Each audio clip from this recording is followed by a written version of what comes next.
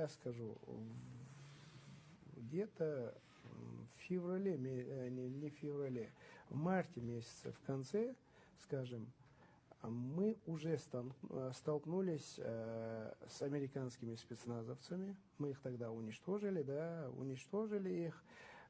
И мы как раз документы в то время, я помню, еще показывали, вот конкретно данные там были американских бойцов, которые попадали на передовую. Да, ну, надо отметить, что весь этот период мы фиксировали появление на передовой и англичан, и поляков, и американцев, и представителей разных государств. А тогда много покрошили американцев?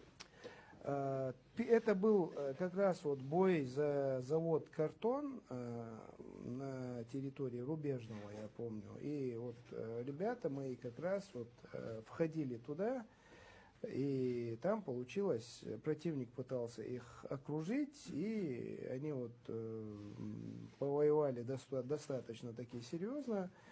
Мы им помогали со всех сторон, получается, нашим ребятам, и получилось так, что там была именно группа до 10 американцев, насколько мы потом разобрались, и из них, насколько я понял, в принципе, никто и не ушел, можно сказать, потому что там, ну, реально ребята там очень серьезно поработали на этом участке. Завод мы тогда взяли буквально через день, получается. Уже, в принципе, нам там уже никто не противостоял. Но когда я говорю 10 американцев, это надо понимать, что это были не просто там ребята, которые там вышли погулять и приехали на СВО.